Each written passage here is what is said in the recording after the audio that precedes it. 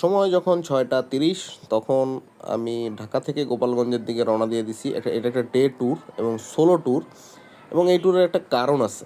কারণটা আপনাদের সাথে শেয়ার করতেছি যে আমার অ্যাকচুয়ালি নানা বাড়ি হলো গোপালগঞ্জ। তো নানা বাড়িতে নানা আসলে ঘর যেটা ছিল সেটা সরিয়ে আমরা আম্মু এবং খালারা মিলে হচ্ছে হলো একটা নতুন পাকা ঘর দিচ্ছে তারা, এবং সেটারই আজকে ছাদ ঢালাই। তো আম্মু অলরেডি গতকালকে চলে গেছে, আমি ভাবছিলাম গতকালকে যাবো অফিস থেকে এসে। তো শরীরে আসলে কুলায় না, রাতের বেলা জার্নি করতে ইচ্ছা করে নাই।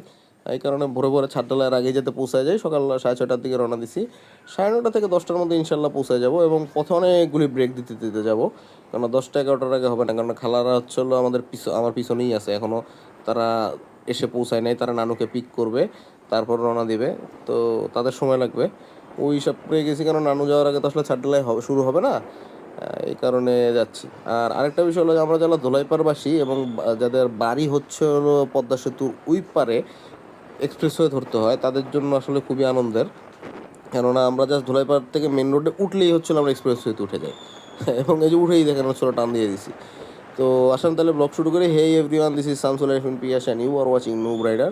Welcome to another blog.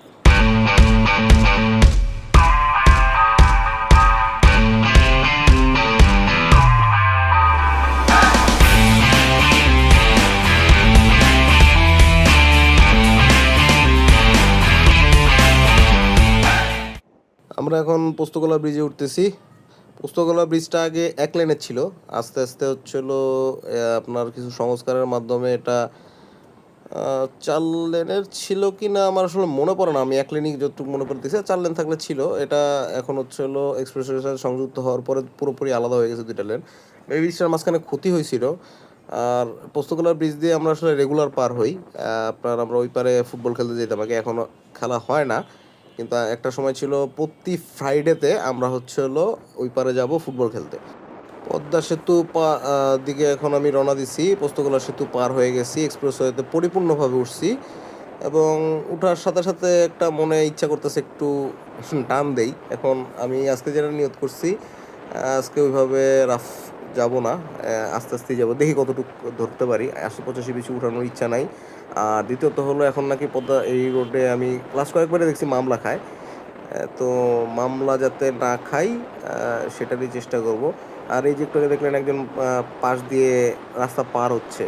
Foot over bridge আছে জায়গায় জায়গায়, কেন যে মানুষ হচ্ছে হলো রাস্তায় এভাবে পার হয়। এক্সপ্রেসওয়েতে গাড়ি প্রতিটা স্পিড এরকম 80-90 থাকে, 100+ থাকে। মানুষের নিজের জানারও ভয় লাগে না যে হচ্ছে হলো আমারও যাবে, আমার জন্য আরেকজনের যাবে, এই ভয় আসলে মানুষের মনে নাই। তো দেখা যাক কতক্ষণ হচ্ছিল ধৈর্য ধরে 80-85-এ চলতে পারি। একটা ব্রেক দিছিলাম মাওয়া এসে, এরপরে আর ক্যামেরা আসলে অন করা হয় নাই, কারণ কন্টিনিউয়াস হচ্ছিল, টানের উপরে ছিলাম। এবং আমি আমার কথা রাখতে পারি নাই। আমি ঠিকই 110+ তুলছি। রাস্তায় কোনো গাড়ি নেই। শুক্রবার সকালবেলা 6:30টার সময় আসলে গাড়ি থাকার কথাও না। তো টান হয়ে গেছে, ক্যামেরা অন করি নাই। এখন হচ্ছে হলো পদ্মা সেতুর টোল প্লাজার দিকে যাচ্ছি। এখানে একটু রেস নিয়ে পানি টানি খেলাম, কেননা বাইকেরও রেস দরকার আছে। কন্টিনিউয়াস হচ্ছে হলো এই রাস্তায় তো কোনো ব্রেক হয় না, কন্টিনিউয়াস বাইক পুশের উপরেই ছিল। তো ইঞ্জিন ঠান্ডা হওয়াটা জরুরি। জিক্সারের ইঞ্জিন এমনি একটু গরম হয়, আর তাছাড়া পারফরমেন্স যদিও ডাউন হয় না, কিন্তু ইঞ্জিনের রেস, বাইকের প্রতি আমার মায়া লাগে। বাইকের প্রতি আমার মায়া অসম্ভব বেশি। তো এই কারণে হচ্ছে হলো মায়া দেখায় হলো আপনার করলাম না, একটু রেস্ট নিয়ে নিলাম। চলেন পদ্মা সেতুর টোল প্লাজায় যাই। টোল প্লাজায় যে পদ্মা সেতুটা ফুল ভিডিও করবো। আর এই দেখেন পদ্মা সেতুর সামনে দিয়ে যে হাঁটতেছে, কি বলবো, আমার কয়বার হর্ন দেওয়া লাগলো। এই সব মানুষজন, ননসেন্স মানুষজন আসলে বাংলাদেশ ভর্তি। এক্সপ্রেসওয়ে সাথের রাস্তা, বাইক আসতেছে, হর্ন দিচ্ছে পিছন থেকে। ও, আমি আমার মতো যাব, আমি বিন্দাস। আমার রাজার ছেলে আমরা আমরা যেভাবে খুশি সেভাবে আমরা যেতে পারি, কোনো সমস্যা নেই। টোল প্লাজায় চলে আসছি। এর আগে রাতের বেলা পদ্মা সেতুতে উঠছিলাম, সেইবারে ভিডিও আছে। আর দিনের বেলা ওঠা হয় নাই, ভিডিও নাই আসলে। এই যে টাকা আমি টাঙ্কির মধ্যে সবসময় রেখে দিই। এটা হচ্ছে না আমার, এই ঢাকার ভিতরে যখন যেতাম নিয়মিত মেয়র হানিফ ফ্লাইওভার ক্রস করে, তখন হচ্ছিলো 10 টাকার নোটটা আমি এখানে রেখে দিতাম, কারণ টোলের ওইখানে যেতে সময় নষ্ট না হয়। তো ওই অভ্যাসটা রয়ে গেছে। এখানে রেখে দিলে হয় কি যে আমি মানি ব্যাগ টানি ব্যাগ বের করা লাগলো না, বা হচ্ছে হলো গ্লাভস টাভস আমার খোলা লাগলো না, বিন্দাস আমি টাকাটা দিলাম, আমি রান করে ফেললাম। আমার পিছনের যে বাইকটা ছিল সে বাইকটা কিন্তু পারে নাই, এখনও টাকা দিচ্ছে সে। তো এই কারণে আসলে আমার টাকা দিতে ভালো, মানে এখানে রাখতে ভালো লাগে যে ইমার্জেন্সিতে হুটহাট মানে খুব দ্রুত কাজ করা সম্ভব। আর একটু বুদ্ধিমান না হলে আসলে বাংলাদেশে বেঁচে থাকা প্রায় কষ্টকর। আমরা পদ্মা সেতুতে উঠতেছি। আমি একটা জিনিস শুনছি, এই যে আপনার উপরে যেই ক্যামেরাগুলি লাগানো থাকে, পদ্মা সেতু না পুরো এক্সপ্রেসওয়েতে, এগুলি নাকি পরবর্তীতে মামলা দেয়। যখন ট্যাক্স টোকেন রিনিউ করতে যায় তখন নাকি মামলা দিচ্ছে। এটা আমি একটা গুজব টাইপের শুনছি। আপনারা কেউ যদি এটা সত্যতা জেনে থাকেন তাহলে অবশ্যই কমেন্ট বক্সে জানায়েন। আর উঠি পদ্মা সেতুতে, এক্সপ্রেসওয়েতে আসলে ওইভাবে ভিডিও করবো না, বাইদের মনে হয় বাইকে কোনো একটা সমস্যা হয়েছে। সময় নাই, আমার সময় থাকলে অবশ্যই দাঁড়াইতাম। তো ওনারা দুইজন আছে, একজন হইলে একটা কথা ছিল, ওনারা হেল্প চায় নাই। যাই হোক, এই জায়গাটা আসলে দাঁড়ানোটা রিস্কি, পিছনে আমার বাইক আছে কয়েকটাই। উঠি, আমরা পদ্মা সেতুতে উঠি, ওনার বাইক ঠিক হয়ে যাবে ইনশাল্লাহ। আর এই যে উপরে রেল লাইন যাচ্ছে, রেল লাইনের নিচ দিয়ে আমরা পদ্মা সেতুতে উঠতেছি। পদ্মা সেতুতে স্পিড লিমিট মানতে বলে, কিন্তু এই রাস্তাটার আসলে প্রবলেম কি, এই যে দেখেন আমি কিন্তু 80, বাসও সামনেরগুলি অলমোস্ট 75 80 এরকমই যাচ্ছে। এখন মূল সমস্যা হলো যে আমি স্লো যাব। আমি আসলে এই যে মামায় আসার সময় হচ্ছিলো যে স্পিডটা উঠাইছি, আমি স্লো যাচ্ছি, আমাকে কিন্তু প্রতিটা বাস আপনার গাড়ি প্রাইভেট কার আমাকে ক্রস করতেছে, এবং তাদের বাতাসের কারণে আমার একটা প্রবলেম হচ্ছে যখন ক্রস করে, অথবা তারা আমার চাপ দিয়ে যাচ্ছে। তো সেইটা থেকে বাঁচতে হইলে আসলে স্পিড উঠানো ছাড়া কোনো বিষয় নাই। স্পিড ওই কারণে উঠাইতে হয়, কারণ আপনি একটা এক্সপ্রেসওয়েতে, এটা আসলে আমি অনেকটা বলছি, অনেকে আমাকে বলে স্পিড উঠানো ভালো না। স্পিড পদ্মা সেতু দূরে ভালোই লাগতেছে। স্পিড উঠানো ভালো না, স্পিড উঠানো ভালো না কখন, যখন হচ্ছে হলো আপনি আপনার কন্ট্রোলের বাইরে চলে যাচ্ছেন। কিন্তু এই দেখেন আমি এখানে 70-তে, আমাকে এই যে এই গাড়িটা এত ক্লোজ দিয়ে ক্রস করলো, ও কিন্তু আমার ক্রস না করলেও পারতাম। আমি যদি এখানে 80 90-তে থাকতাম, ও কিন্তু আমার এভাবে ক্রস করতো না, কিন্তু সে আমার এভাবে ক্রস করছে। তো এই জিনিসটা কিন্তু আমি হালকা হলেও প্যারা খাইছি। এটা না, যদি বলা যায় প্যারা খাওয়ার মতো না, কিন্তু প্যারা খাওয়ার মতো। কেন একটু এদিক সেদিক হলে কিন্তু গাড়ির সাথে আমার লেগে যেত, এবং 70-তে আমি একটা অ্যাক্সিডেন্ট করতাম। তো এই যে জিনিসগুলি আছে, আপনার রাস্তা ভেদে মানুষের স্পিড ডিফার করা উচিত। আপনি যদি ঢাকার মধ্যে যে 80 90-তে চালান সেটা যেমন উচিত, তা এক্সপ্রেসওয়েতে এসে আপনি বিলো 80 চালান বা 80-তে চালান সেটা উচিত না, কারণ আপনার পাশের গাড়ির স্পিড সেম না, এবং আপনার এই নিম্নগতির জন্য কোনো আলাদা কোনো লেন নাই। সো আপনাকে ওই স্পিডটাই মেনটেন করতে হবে, যে স্পিডটায় আপনার কোনো অ্যাক্সিডেন্টের সম্ভাবনা অনেকটাই কমে যাবে। তো পদ্মা সেতু তো ভিডিও আপনারা অনেক দেখছেন, যে আমি পদ্মা সেতুটা পার হয়ে যাই, তারপরে যে বাকি আবার অন করব। পদ্মা সেতু আমার এখন ঢালে আছি, আর এখান থেকে হচ্ছে হলো আর স্পিড আপ করা যাবে না। পাঁচচর পর্যন্ত বিলো 80 যাওয়ার ইচ্ছা আছে, কেননা আমি যতটুকু জানি পাঁচচরের এখানে হচ্ছে হলো আপনার পুলিশ স্পিড গান নিয়ে দাঁড়িয়ে থাকে, পাঁচচরের এখান থেকে পদ্মা সেতুর এই পাশ থেকে পাঁচচরের আগে পিছে পর্যন্ত। তো এভাবে যাওয়া যাবে না, কেননা হচ্ছে হলো গেলেই হলো 2000 বা 1500 টাকার একটা মামলা ধরাই দিবে। 2000 বা 2500 টাকা খুব সম্ভবত। এত বড় মামলা খাওয়ার কোনো মানে নাই। আর 80 স্পিড খারাপ না, 80 স্পিডে যাই। ওই পাঁচর পার হওয়ার পরে আমার জানা মতে আর হচ্ছে হলো সার্জেন্ট থাকবে না, তো ওই পর্যন্ত গেলেই হবে। আর ভাবতেছি হচ্ছে হলো সামনে একটু থেমে এই পাশ থেকে একটা ছবি তুলবো, কেননা আপনার দুই পাশের গাছগাছালি, শীতের শেষ হয়ে গেছে, বসন্ত প্রায় শেষ, বৈশাখ অলমোস্ট কামিং।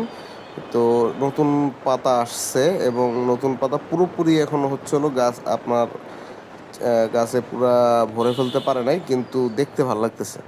ক্যামেরায় কেমন আসতেছে জানি না, কিন্তু সামনাসামনি দেখতে খুব ভালো লাগতেছে। এখানে একটু থামি, একটা ছবি তুলবো, ছবি তুলে আবার হচ্ছে রওনা দিব।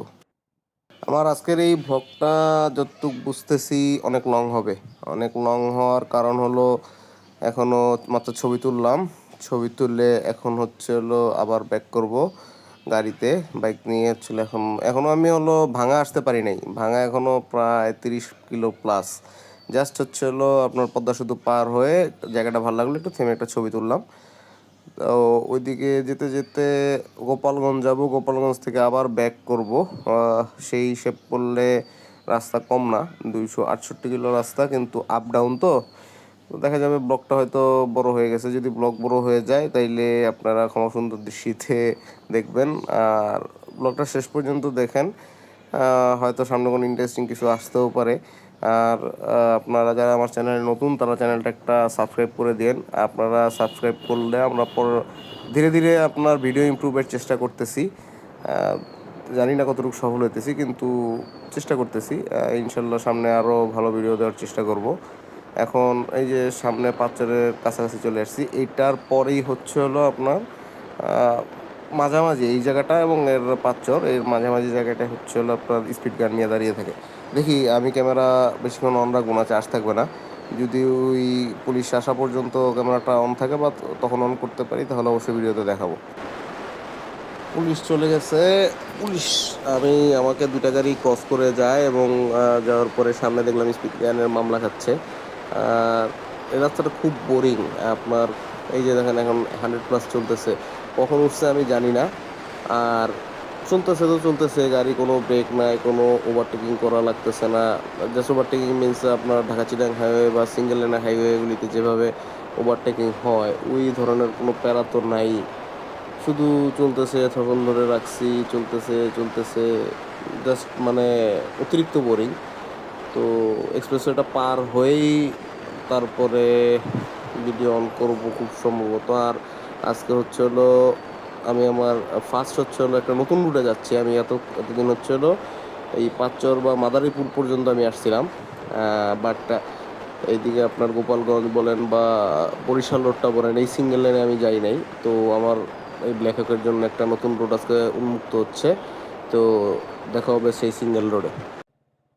ভাঙা পার হয়ে গেছি, ভাঙা পার হয়ে একটু চার পানি খেতে দাঁড়াইছিলাম, এখনও নাস্তা করা হয় নাই সকালবেলা। ইনশাল্লাহ টেকেরহাটের কাছাকাছি কোথাও একটা নাস্তা করে নিব। 19 কিলো রাস্তা আছে এখান থেকে টেকেরহাটের, এবং আমার ব্ল্যাক হকের ফার্স্ট বরিশাল রোডে উঠলো, এবং খুবই এক্সাইটেড আমি রাস্তা নিয়ে। রাস্তার শুরুতেই দেখতেছি রাস্তার অবস্থা ভালো না, দুই পাশে দেখতেছেন রাস্তার কাজ চলতেছে, রাস্তা খুব সম্ভবত চওড়া করতে যাচ্ছে। আর এই রাস্তা খুবই অমসৃণ, আপনার পিচ ফেটে ফেটে গেছে জায়গা জায়গা দিয়ে। এবং মাত্র উঠলাম এবং এখনই হচ্ছিলো দেখতেছি চাকা হচ্ছিলো যদি এই আপনার যে ক্র্যাকগুলি আছে ক্র্যাকগুলিতে পড়ে তাহলে হচ্ছিলো চাকা এদিক ওদিক টান দিচ্ছে বাইক। আর পদ্মা সেতুতে আজকে ট্রেনের পদ্মা সেতু এই পারে এসে আজকে ট্রেনের দেখা পাচ্ছি। আমি আমার লাইফে ফার্স্ট এই পাশে ট্রেন দেখতেছি। গোপালগঞ্জ তো অনেকবার আপ ডাউন করছি বাইক নিয়েই ফার্স্ট, কিন্তু এর আগে আমরা কখনো ট্রেন দেখি নাই। এবং এটা খুব সম্ভবত খুলনার ট্রেন, সকালবেলা যাবে খুলনা থেকে ঢাকার দিকে। তো খুলনায় আগেও ট্রেন লাইন ছিল, বাট সেটা যমুনা সেতু ঘুরে যেত। পদ্মা সেতু ওপেন হওয়ার পরে এই রোডে আমি আসি নাই। আর একটা যেটা বিষয় হচ্ছিল এই রোডে বাস, আপনার আমি একটা আতঙ্কে ছিলাম যে সিঙ্গেল লেনে উত্তরবঙ্গের আমি যেসব ভিডিও দেখছি যেভাবে বাস চাপ টাপ দিয়ে যায়, আমি ভাবছিলাম হচ্ছিল ওইভাবে চাপ দিবে আমি বিলো 60 চালাবো, কিন্তু দেখতেছেন 80+ উঠে যাচ্ছে যখন যেরকম আছে রাস্তা। অ্যাকচুয়ালি সকালবেলা তো ভিজিবিলিটি অনেক ভালো, আর আশপাশে এখানে গ্রাম নেই সাইডে, রাস্তার সাইডে থাকলেও একটু দূর দূরান্তে আছে, সে কারণে হচ্ছে হলো আপনার বাইক টানা যাচ্ছে। বাট আরেকটা যেটা বিষয় হলো যে আপনার ওভারঅল নেই, কি বলে, অটো এখনও কম। টেকেরহাটের পরে হয়তো অটো বেশি, এদিকে অটো তুলনামূলক কম, এবং অটো দেখলাম হলো রাস্তার বাম সাইড দিয়ে তারা চালানোর চেষ্টা করছে, দুই একটা এক্সেপশনাল ছাড়া। বাট হাইওয়েতে অটোটা আসলে নিষিদ্ধ করে দেওয়া উচিত। এইখানে আপনার আশেপাশের গ্রামের মানুষের সুবিধার থেকে হাইওয়েতে মানুষের প্রাণহানির যে সংখ্যাটা থাকে সেটাকে গুরুত্ব বেশি দেওয়া উচিত বলে আমি মনে করি। এখন দেখি টেকেরহাট প্রায় চলে আসছে, একটা ব্রেক দিতে হবে। অনেকক্ষণ ধরে টানা বাইক চালাচ্ছি, একটা ব্রেক না দিলে হবে না। খুব সম্ভবত বাড়ি পৌঁছার আগে লাস্ট ব্রেক দিলাম। এখানে টেকেরহাটের একটু আগে একটা হোটেল পেলাম, মোটামুটি দেখতে শুনতে ভালোই। এর আগে দেখিনি হোটেলটা, জিজ্ঞেস করে যেটা জানলাম 6 মাস হয়েছে মাত্র হোটেলটা ওপেন হয়েছে। নাম হলো বরিশাল গেট, যদিও পড়ছে গোপালগঞ্জের ভিতরেই টেকেরহাট, লেখছে বরিশাল গেট হোটেল। আপনার পরোটার সাথে হলো চিকেন স্যুপ নিয়েছিলাম, চিকেন স্যুপটা তারা, এদিকে আমার একটা ভুল ডিসিশন হয়েছে, আমার বিফ বা হচ্ছিলো ভাজি নেওয়া উচিত ছিল, কেননা আপনার এইদিকে চিকেন স্যুপ ভালো আশা করাটা আসলে একটু কষ্টকর, কেননা চিকেন স্যুপ অ্যাকচুয়ালি হচ্ছিলো আপনার ঢাকার ওইদিকে ভালো হয়। ঢাকার বাইরের মানুষের জন্য জিনিসটা আসলে মনে হয় না এত ফ্যামিলিয়ার। সে কারণে তারা হচ্ছে ওই যে কিশমিশ বেশি দিয়ে জিনিসটা ঝালও আছে আবার মিষ্টিও করে ফেলছে হালকা। কিন্তু খারাপ না, পিসও ভালো দিছে, পরিমাণও ভালো, প্রাইসও খুবই রিজনেবল। এই জিনিস যদি আমি ঢাকার দিকে খেতাম বা হচ্ছে হলো ঢাকা না, আমি ধরেন ঢাকা চিটাং হাইওয়েতে যেটা কুমিল্লা ফেনী বা এদিকে খেতাম, তাইলে এটার দাম মিনিমাম এর দ্বিগুণ হইতো। সেই তুলনায় প্রাইস খুবই রিজনেবল। ঢাকায় আমরা নর্মাল হোটেলে যেরকম প্রাইসে খাই সেই প্রাইসই রাখছে। আর এই ট্যাকেরহাটের দিকে আসছি আর হচ্ছে অটোর চাপ বেড়ে গেছে। চলেন এই অটোর ভেজাল শেষ করি, তারপরে হচ্ছিল আপনার ট্যাকেরহাট টু গোপালগঞ্জ রোডে উঠে বাকি কথা শেয়ার করবো আপনাদের সাথে। আমি ট্যাকেরহাট দিয়ে ঢুকে গেছি। এই রোডটা যতটুকু শুনছি এক্সপ্রেসওয়ের মতোই হবে, কেননা বাস নেই, সবচেয়ে বড় সুবিধা এটা, এবং অটোরও অত চাপ নেই আমি তাই দেখতেছি। আর রাস্তা খুবই মসৃণ, তো এটা দিয়ে ট্রেনে যেতে খারাপ লাগবে না। আর বেশিক্ষণ লাগবে না, এখান থেকে যেতে খুব সম্ভবত 20-25 মিনিট ম্যাক্সিমাম লাগবে, এর বেশি লাগার কথা না। মাঝখানে লাস্ট আমি বৈলতলের আগে এক জায়গায় থামবো, একটু চাটা খেয়ে তারপর একবারে ফাইনালি বাড়ির দিকে যাব। তো সেই ব্রেকের পর দেখা হবে। ফাইনাল ব্রেক নিছিলাম, আর 2-2.5 কিলো মনে হয় আছে বৈলতল। 2-2.5 কিলো পরেই হচ্ছে হলো, বেশিক্ষণ লাগবে না, আর সর্বোচ্চ বাড়ি পৌঁছাতে 10 মিনিট লাগবে। বাড়ি পৌঁছানোর আগে একটা ব্রেক নিবো ভাবছিলাম, তো সেই কারণে আসছে। আর আমার খালারাও হচ্ছে হলো পিছনে আসতেছে, ভাবছিলাম তারাও যদি কাছাকাছি আসতে পারে। এখন ফোন দেওয়া হয় নাই, নেমে দেখতে হবে কই আছে। আর এই যে যেটা বলছিলাম যে বাসের সংখ্যা কম, এই যে একটা বাস দেখতেছেন না আমার পুরা রোডে, আমি এই একটা বাসই পাইছি এবং এটার ওভারটেক করে সামনে আসছিলাম, পরে আবার ব্রেকের কারণে সে সামনে আসছে। তো মোটামুটি ধরেন এই রোডে আমি 20 মিনিট চলতেছি, 20 মিনিটে আমি একটা বাস ওভারটেক করছি। এটা তো মানে রোড ফাঁকা, বুঝতে পারতেছেন আপনি, সামনে তাকেও দেখতে পারতেছেন যে মসৃণ রাস্তা, খুবই মসৃণ রাস্তা, কোনো জার্কিং নাই, হালকা পরিমাণও জার্কিং হচ্ছে না। অনেকটা এক্সপ্রেসওয়ে আরও বেটার, এক্সপ্রেসওয়ের মতো না, তবে এক্সপ্রেসওয়ের থেকে খারাপও না। গাড়ির চাপ কম, অটোর চাপ কম। বাজারগুলিতে একটু সতর্ক থাকা লাগে। আজকে আবার শুক্রবার, হাটবার। শুক্রবারে তো এখন, আগে তো হয়তো দিন দিন ভাগ হয়ে গ্রামে বিভিন্ন দিনে বিভিন্ন গ্রামে হাট হইতো, এখন খুব সম্ভবত সেটা সপ্তাহে 2 দিনে চলে আসছে। শুক্রবার আর একটা কী বার জানি আছে, তো শুক্রবারে মোটামুটি সব জায়গায় হাট হয়। বাজারগুলি একটু সাবধানে আসছে। এই ছাড়া এই রাস্তায় 75-80 আরামসে চালানো গেছে, কেননা রাস্তায় কিছু নাই, আপনি নর্মালি দেখতেছেন। আর বাড়ির কাছাকাছি চলে এসে দেখি বাড়িতে ঢুকি, তারপর বাকি কথা হবে। আমি তো গুগল ম্যাপ দেখি নাই, খুব কনফিডেন্ট আছিলাম যে বাড়ির রাস্তাটা চিনবো, কেননা নিজে নিজে তো এর আগে আসা হয় না। আর যখন আসছি আমার বাজার টাজার সবই পরিচিত ছিল, কিন্তু কেন জানি মনে হচ্ছে দিক দিয়ে একটা বাইপাসের মতো হয়ে গেছে, আমি ক্রস করে চলে আসতেছি। সবাই আমাকে করপাড়া যেই মেইন বাস স্ট্যান্ড, সেটা আমাদের থেকে অনেক দূরে, ওই দিকের ইঙ্গিত দিচ্ছে। কিন্তু আমি তো অত দূর যাব না, আমার তাইলে আবার ভিতর দিয়ে অনেকটু ঘুরে আসতে হবে। আমার মনে হচ্ছে রাস্তাটা আমি পিছনে ফেলে আসছি, দেখি আর কাউকে জিজ্ঞেস করতে হবে, কেননা কর মানে আমি আগে যেটা আসতাম, নদীর এত কাছ দিয়ে রাস্তা ছিল না, রাস্তা একটু দূর দিয়ে ছিল, নদীর দেখা যেত কিন্তু নদীর এত কাছ দিয়ে না। মনে হচ্ছে একটা বাইপাস তৈরি হয়েছে, এই সামনে একটা ডানে রোড গেছে, ওইটা হইতে পারে। দেখি কাউকে জিজ্ঞেস করে যদি ওইটা হয় তাহলে ওই দিক দিয়ে যাব, আর যদি না হয় তাহলে কি করতে পারি, কেউ নাই ও রাস্তায় যে কাউকে জিজ্ঞেস করব, এটাও একটা কষ্টকর বিষয়। কাউকে জিজ্ঞেস করতে পারলে ইজি হইতো। এই যে সামনে ডান সাইড দিয়ে যে রাস্তাটা গেছে এটাই হবে খুব সম্ভবত। আমি যেই কাজে আসছি এটাই হলো সেই কাজ, বাড়ির ছাদ ঢালাই প্রায় শেষের পথে। এসেই হলো ছাদ ঢালাই করতে একটু লেট হয়েছে, নামলো আসছে প্রায় আমার 40 মিনিট পরে, তারপরে ছাদ ঢালাই শুরু হয়েছে, এখন শেষ। ছাদ ঢালাই শেষ, এই লাস্টের টুকু উঠাচ্ছে।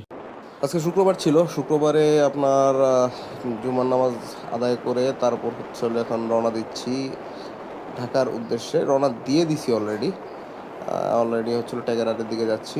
তো এখন ব্রেকের শিডিউল যেটা করব ভাবছি, আসার সময় তো 6বার আমি ব্রেক নিছি, এটা একটু বেশি হয়ে গেছে, 134 কিলো রাস্তায় 6টা ব্রেক। তো আরও একটা কারণ ছিল খালারা পিছনে ছিল, তো ওনারা না আসলে, খালাদের সাথে নামও ছিল না, না আসলে ছাড়বেলায় শুরু হবে না, আমারও তো তারাও ছিল না, এই জন্য আলটিমেটলি আমি পৌঁছানোর 40 মিনিট পর ওনারা আসছে। সাথে ওনারা 5-4 ওখানে যে পুলিশ দাঁড়ায় ছিল সেখানে মামলাও খাইছে, আমি বেঁচে গেছি আলহামদুলিল্লাহ। এখন এদিক থেকে যেতে যেটা টার্গেট, ফার্স্ট ব্রেক দিব হচ্ছে হলো আপনার একেবারে ভাঙায় পড়ছে। ভাঙা এখান থেকে বেশি দূর না, ভাঙা এখান থেকে সম্ভবত 40 40-50 কিলোই হবে, 40-45 কিলো হবে, আর বেশি হবে না। তো যেই রাস্তাটা চলে যেতে পারবো। ভাঙায় first break, second break Padma সেতুর এই পারে, থার্ড ব্রেক হচ্ছে হলো আপনার ধলেশ্বরী সেতু টোল প্লাজার পরপর, আর এরপরে ডাইরেক্ট বাসা। তো এবার 3টার বেশি আমার ব্রেক দেওয়ার ইচ্ছা নাই, বেশি হবে না ইনশাল্লাহ। চলেন তাহলে সামনে আগাই। প্রায় টেকেরহাটের কাছে পৌঁছে গেছি। শরীর আজকে একটু এক্সস্টেড লাগতেছে। এর আগে আপনার ঈদের পরপরই ফেনী গেলাম, ফেনী আসলাম।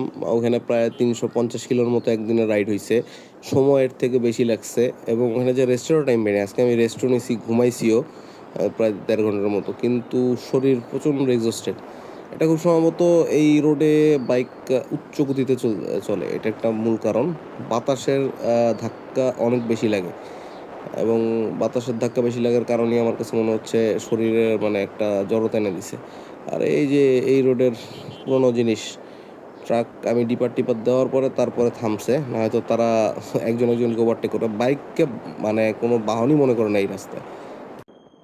টেকেরহাট পৌঁছে গেছি, আর হয়তো টেকেরহাট ব্রিজ পার হইতে 5 মিনিট লাগবে ম্যাক্সিমাম, তাও লাগবে না।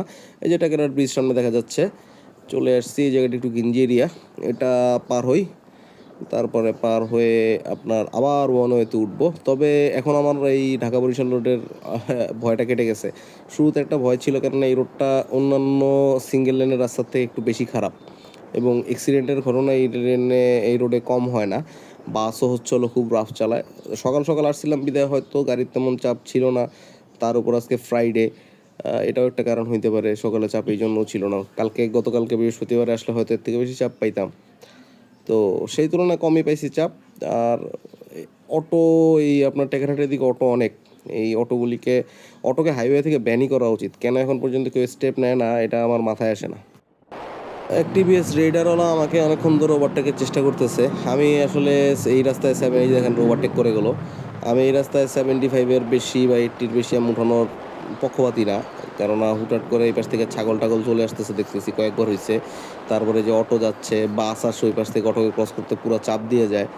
এই রাস্তায় আমি এর উপরে স্পিড তুলে আমার কন্ট্রোলের বাইরে যাওয়ার কোনো মানে নাই।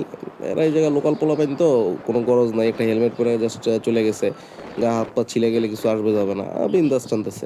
কিন্তু তার এতটুকু ধারণা নাই সে যে আমার এতক্ষণ ধরে ওভারটেকের জন্য আমার পিছন থেকে হর্ন টন দিচ্ছে। জিক্সার যদি টান দিয়ে রেডার কীভাবে ধরবে, বাস্তব কথা হলো এইটা।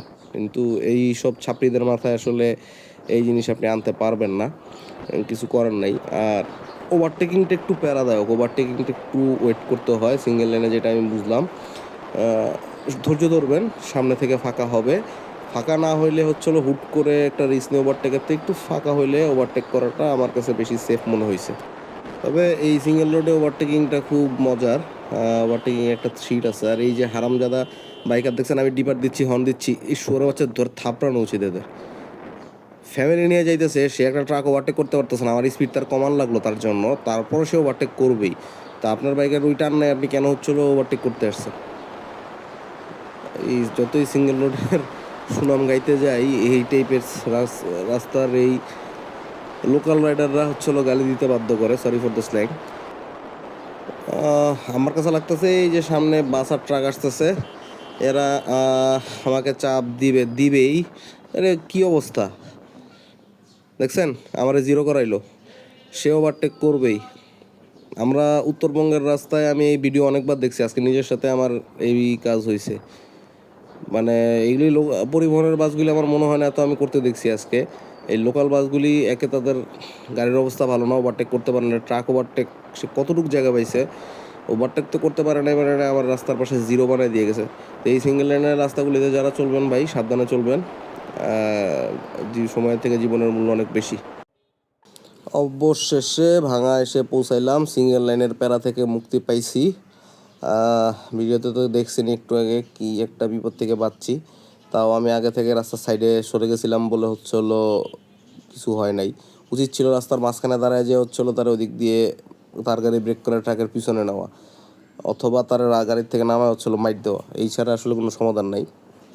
এখন হলো ভাঙা যে আপনার চত্বরটা আছে, ভাঙা চত্বরের এই জায়গায়, এটার যতবার অন্যান্য বাইকারদের ভিডিও দেখছি, এই টার্নিংগুলি আমার কাছে খুব ভালো লাগছে, আজকে নিজেই পাবো। চলুন তাইলে টার্নিংয়েই দেখা হবে। বামে গেলে হলো খুলনার দিকে চলে গেছে, আর সোজা গেলে হচ্ছে হলো ঢাকা আর ফরিদপুর। অ্যাকচুয়ালি সোজা যে আবার বামে যেতে হবে, বামে গেলে সোজা যে বামে আপনার ইউটার্ন নিলে হচ্ছে হলো ঢাকা, আর একদম সোজা চলে গেলে হলো ফরিদপুর। ফরিদপুর আপনার বামে দিয়েও যাওয়া যায়, কিন্তু সেই তুলনায় আপনার এদিক দিয়ে যাওয়াটা একদম ফরিদপুরটা অনেক কাছে বেশি। ডিরেক্টলি যে এখন আমাকে বামে যেতে হবে। আর এই কর্নারিংটা যতবার অন্যান্য বাইকারদের ভিডিও দেখছি প্রতিবার ভাবছি নিজে কবে যে এই কর্নারিংটা দিব, আজকে দিচ্ছি। হ্যাঁ, কর্নারিং বলতে এটা পুরোটাই তো একটা ইউলুপ টাইপ। তবে আমি চাইছিলাম হচ্ছিল একটু যদি ফাঁকা পেয়ে যেতাম, একটু ওয়েট করে গেলে মনে হয় ভালো হতো। সামনেও বাস, পিছনেও ইউনিক বাস, ওই যে আমার ছোটো মিররে দেখা যাচ্ছে। পিছনেও বাস, সামনেও বাস। যাই, এটা কর্নারিংটা শেষ করব, শেষ করে হচ্ছে হলো টোল বেশি দূর না, টোলে পৌঁছায় যাব। আর এই কর্নারিংয়ের মাঝখানে আমি কি ওভারটেক করবো, আমারও ওভারটেক করতেছে। ইউনিক বাসটা এত ক্লোজ রেঞ্জে ছিল যে ওই কর্নারিংয়ের মাঝখানে আপনার হচ্ছে হলো কাটায় চলে যেতে ইচ্ছা করে নাই। কে শুধু শুধু রিস্ক নেয়। আপনার অলমোস্ট হচ্ছে হলো আমার ট্যুরের 70% মতো আমি কমপ্লিট করে ফেলছি, এবং সব প্যারাদায়ক জায়গাগুলি কমপ্লিট করে ফেলার পরে একটা অ্যাক্সিডেন্টের রিস্ক নেওয়ার তো কোনো মানে হয় না। তো এই কারণেই হচ্ছে হলো ওই প্যারা নেই নেই। ইউনিক বাসটা একবার ডানে একবার বামে যাচ্ছে, ডান দিয়ে ওভারটেক করবো।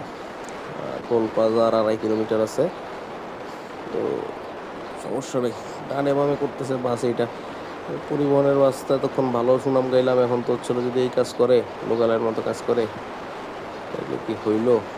টোল প্লাজা 90 উঠে গেছে। বাসরে এই রোডে ধরা অসম্ভব, বাস এই রোডে তুফানের মতো যায়। ড্রাইভার আমার সিগন্যাল দিছে, সিগন্যাল দিয়ে বামে ঢুকছে, সামনে ডানে ঢুকছে, বামে বাইক থাকার কারণে। টোল প্লাজা আসুক, টোল প্লাজার পরে আবার ক্যামেরা অফ করে দেবো। চার্জ কতটুকু আছে জানি না। পদ্মা সেতুর আজকে বিকালের ভিডিও নেওয়ার খুব ইচ্ছা। যদি চার্জ থাকে তাহলে হবে, যদি না থাকে তাহলে হবে না। আমার তো আর এটা GoPro না, স্ক্রিন নাই, তো বোঝা যায় না যে চার্জ আছে কি নাই, ক্যামেরা চলতেছে কি চলতেছে না। তো এই একটা প্যারা, এটা একটা প্যারা না, এটা ভয়ানক প্যারা। এখন কিছু তো করার নেই, কি আর করবো। তো ওই যে 10 টাকা রাখছি, এখন হলো 10 টাকা। 100 টাকা হচ্ছে হলো পদ্মা সেতুতে, ধলেশ্বরী টোল প্লাজা 20 টাকা, টোটাল 130 টাকা যেতে, 130 টাকা আসতে, 260 টাকা খরচ যাবে খালি টোল।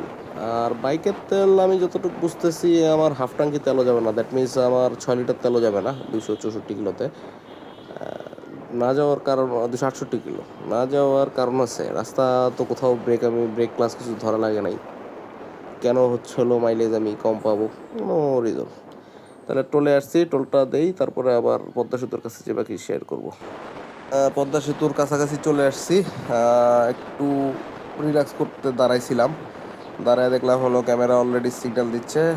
হয়তো এটাই, এরপর আর ভিডিও হবে না, কারণ চার্জ দেওয়ার সময় নাই, ওই দাঁড়াইতে আর পারবো না।